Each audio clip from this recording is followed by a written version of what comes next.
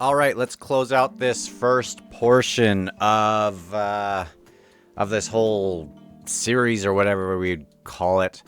I'm going to go into the next book, which is just Call It Conspiracy. The first one is None Dare Call It Conspiracy. Then he does Call It Conspiracy, which has to do with, I think, the next 15 years after 1971. So I think that will be relevant. But let's finish off with Chapter 8, which says, You Are the Answer. I'm sure this would probably come at the end of his newest book, or his later book.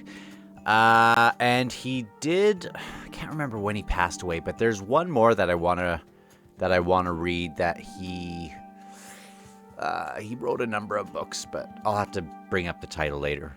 And I want to do that one as well. So I'm going to read some of this of None Dare Call It Conspiracy from this final chapter, which says, You are the answer. It starts with this, quote, Many people cannot refrain from rationalizing. And as we are in this election cycle right now, and seeing everything that's happening, you see so much rationalizing from people in and out of the church. And I've seen things from the church handbook thrown around, which says, we're not supposed to, don't judge people based on what party they vote for. And I think that's true. We should be kind and we should be careful about the way we speak to people who maybe disagree. There's a number of reasons why somebody might disagree. It might just be that they're a little bit naive or whatever the case. But ultimately, at the same time, it's important that we stand up for true principles. And the church, while not endorsing a specific party, does really take a strong stand about a number of principles that are at the foundation of a number of these political platforms.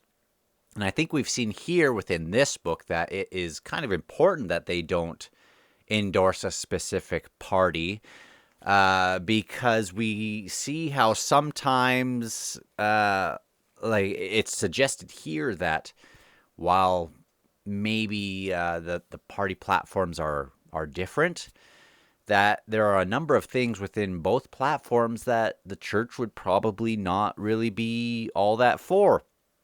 And that's why it's important that we use discernment. And, some people are one party voter or one platform or one policy, whatever it is, voters.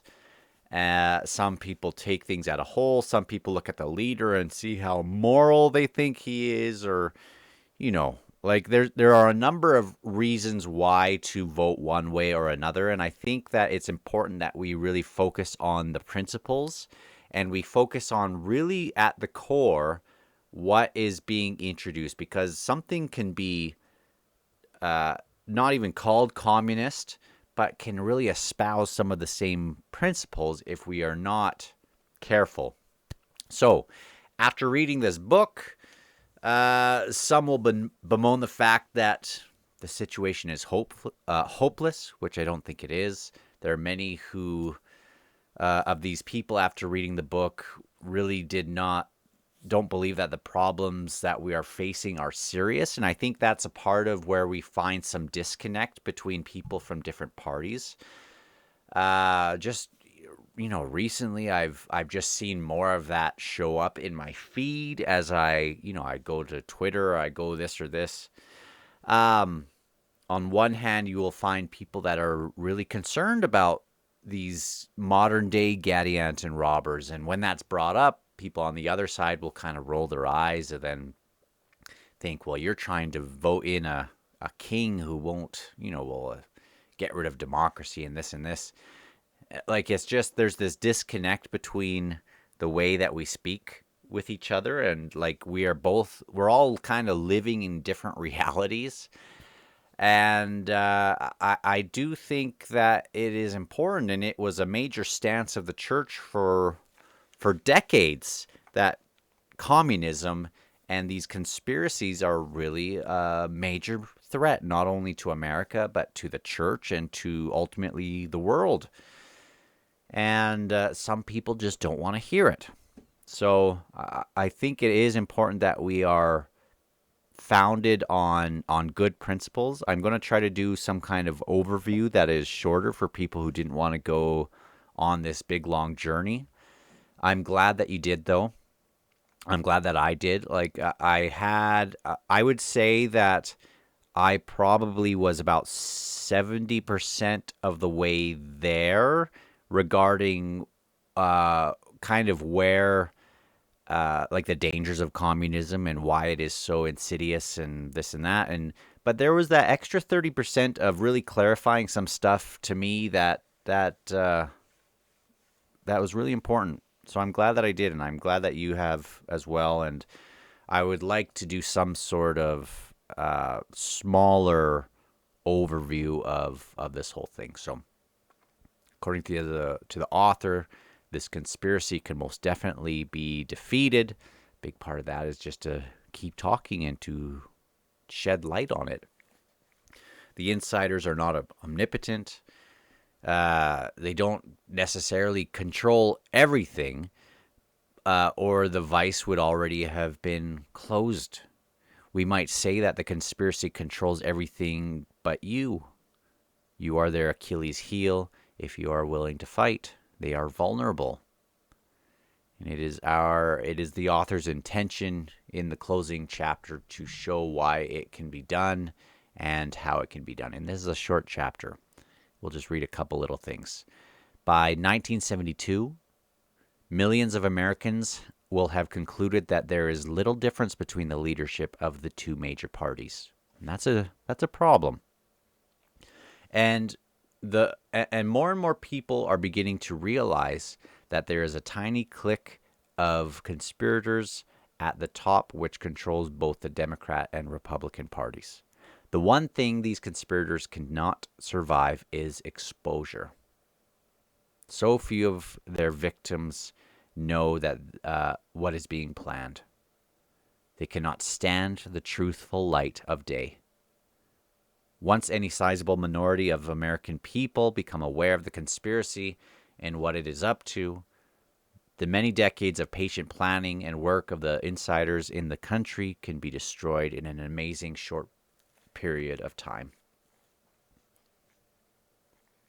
This job is largely a matter of getting others to realize that they have been conned and are continuing to be conned. And that's why I think it's important. Even though we don't want our foyers and we don't want our hallways at church to become political, like these debates. I know I was sick of it, because when you go to church, you want to focus on Christ, and that is ultimately our foundation. And when people bring up politics, sometimes it really turns people off to, it's a messy, ugly, dividing, nasty business and thing to talk about sometimes. But I think it's important to realize that, yes, we want to be on a foundation of Christ, but we can't just be complacent either. To me, it reminds me of, what was that show that my wife used to watch? It had there's a Christian family. They had like 1 million kids. The oldest one got in some trouble or something recently. They had like 20 kids or something. And their idea was, we don't use why do you have so many kids? It's like, well, we don't use birth control or anything. We just let God take the wheel, and that's why we have so many kids. It's like, well, at some point you got to step in a little bit and decide and make some decisions on your own a little bit. And that's not to avoid that, and that would come off a wrong way with certain people. But at some time you have to stand up about things, because I don't think I think we as members of the church should be grounded on true principles and be willing to stand up about things. And again, it doesn't mean that the church takes official stances on political parties and whatnot. But I think we have to be awake and not living in our own silos while things just happen. Let's keep going. The concept of an army of individuals which is dedicated to exposing the conspiracy frightens the insiders because it works outside the channels which they control. Richard Nixon has said of the Republican Party, quote, "We've got to have a tent everyone can get into." The Democrats have obviously believed that for a long time. But a party must be based on principles or it has no justification for existence. And that's where I think we could also agree with the church. Like, every platform could improve. And so, like, it wouldn't make sense to just wholeheartedly endorse a certain platform. Bringing socialists into the Republican Party theoretically may broaden the base, but in reality serves only to disenfranchise those who believe in a constitutional republic and a free enterprise system. Unity with evil is evil. During the campaign of 1972, Nixon will again, this is foreshadowing or, forecasting what he was going to do, but Nixon will again talk conservatively, while the CFR's Democrat candidate will sound frighteningly radical in order to stampede you into accepting Nixon as the lesser of two evils. It is only logical that the insiders will try to apply a coup de grace against America through a Republican president simply because most people cannot believe that a Republican could be soft on communism or would jeopardize our liberty or sovereignty. The watchdogs tend to go to sleep with a Republican in office. It is up to you to put the politicians on the spot and make the CFR insiders a campaign issue. This is accomplished easily by creating the base of thinking that will oppose their positions. The socialists must be forced to gather into one party. The conspiracy doesn't want the resultant, and that makes so much sense. Like, there are certain principles that need to be rejected. They should be gathered into one party. Like, don't accept those principles. The conspiracy doesn't want the resultant clear distinction between party ideologies. The insiders want the issues between the parties to be cloudy and gray, centering on personalities, not principles. Neither party can come out strongly against socialism as long as it is pushing socialist programs. But that is the way the insiders want it. The issue, very simply, is the enslavement of you and your children. Just because many of the insiders are theoretically Americans, don't think they will spare this country the terror they have brought to 30 others through their hired communist thugs. To the insiders, the world is their economy, and their only loyalty is to themselves and their fellow conspirators. It has not bothered their consciences one iota that millions of your fellow human beings have been murdered, including 50,000 of your own sons in Vietnam. In order to solidify their power in the United States, that they will need to do here the same thing that has been done in other countries. They will establish and maintain their dictatorship through stark terror. The terror does not end with the complete takeover of the republic. Rather, the terror just begins. For total, all-encompassing terror is an absolute necessity to keep a dictatorship in power. The terror does not mean merely punishing the enemies of the new order. Terror requires the murdering and imprisoning of people at random. people being selected. We see that happening. Even many of those who helped them come to power. What can we expect from the conspiracy during the next few years? Again, this is in 1971, but I think it's relevant. Here are 14 signposts of the road to totalitarianism compiled some years ago by historian Dr. Warren Carroll and a refugee from Yugoslavian communism, Mike Djordjevic. DJORDJEVICH. And this is where I think it's important, because it's not just about refusing the communist platform, but understanding some of the particulars and knowing when we are creeping into that. And this is where these 14 will take place. But let me just finish this paragraph first. The list is not in any particular order, nor is it in any particular order of significance. But the imposition of any one of these new restrictions on liberty, none of which was in effect when the list was compiled, would be a clear warning that the totalitarian state is very near. And only a significant number of them, perhaps 5, have been imposed.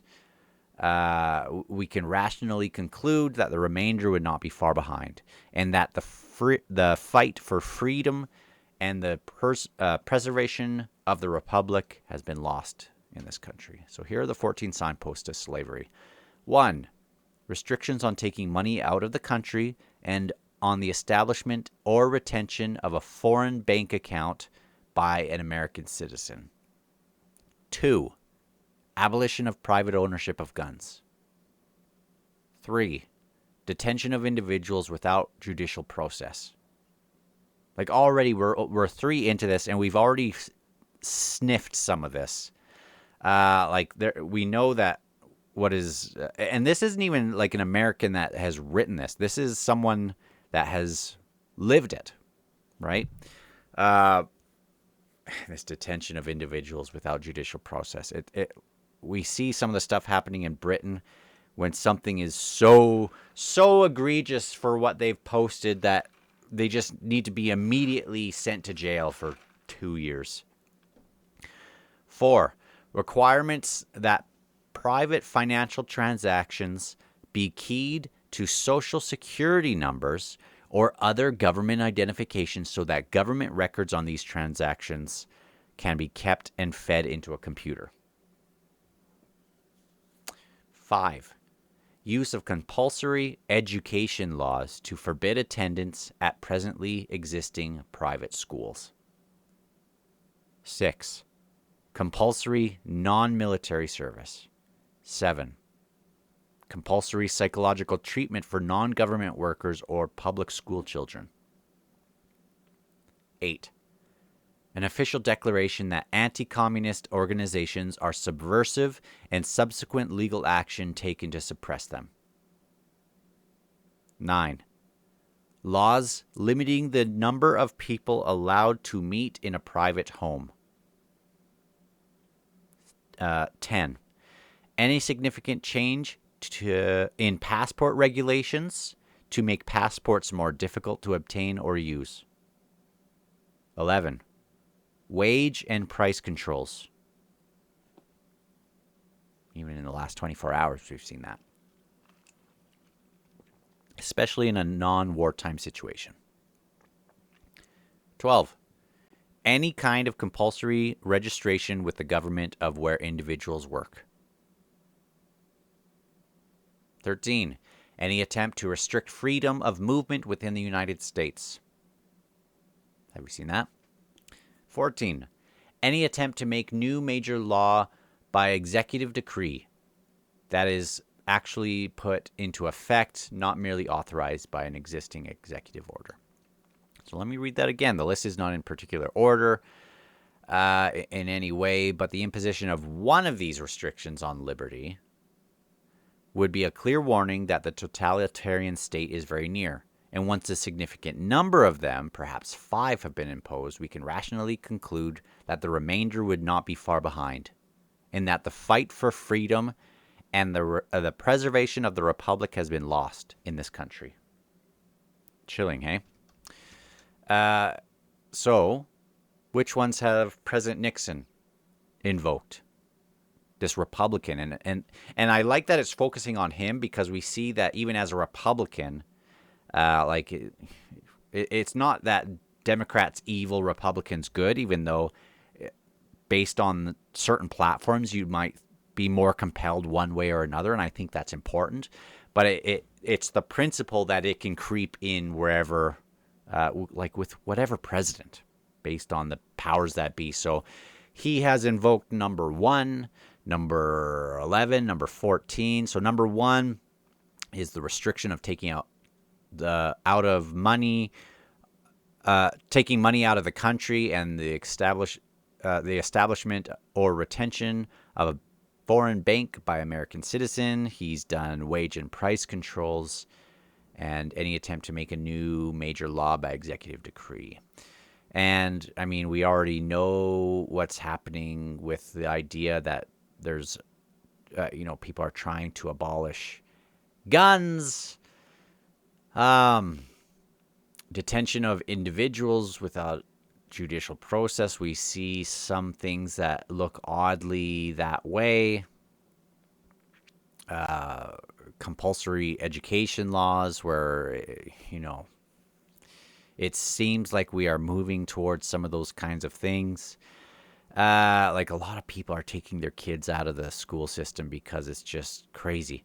Compulsory non-military service. Official declaration that anti-communist organizations are subversive. Laws limiting the number of people meeting in a private home. Have we had that? Again, wage controls. Government registrations. Any attempt to restrict freedom of movement. Brutal. Steps 2, 3, 6, 7, 9, 12, and 13 already have been proposed, and some are actively campaigned for by organized groups. As of January 1st, 1972, banks must report to the government any deposit or withdrawal over $5,000. The next step will be to restrict the taking of money out of the country. Big Brother is watching your banks. So what ones haven't been done, according to him, in 1971? So we still have number 4 and 5, 8, and 10. Is that it? 1, 2, 3, 4, 5, 6, 7, 8, 9, 10. 4, 5, 8, and 10. Which ones are those? 4, requirement that private financial transactions be keyed to social security numbers or other, and that's what people are waiting for them not be able to purchase without, everything just being kind of going, like purchasability going through government identification and stuff. I don't know if that would be that exactly, but number 5, use of compulsory education laws to forbid attendance to presently existing private schools. Number 8, an official declaration that anti-communist organizations are subversive. I mean, nothing official yet, but it sure seems like there's action being taken to suppress these types of ideas. And 10, any significant change in passport regulations to make passports more difficult to obtain or use. There are some other things where it ends off, but I think it's kind of made its point here. 4 key things to go against this is us. Books like this one, our precinct, our congressman, and making sure things like that we're aware of this kind of stuff. So I guess we've finished up here. Thanks for coming coming on to this and being a part of this. And we will continue on. Let me just open this one more. We'll continue on with Call It Conspiracy, beginning with a new chapter 8, which is called The Nixon Encore and Cancellation. And I'm excited to see what is said now that the author saw what happened in the end. So, talk to you later.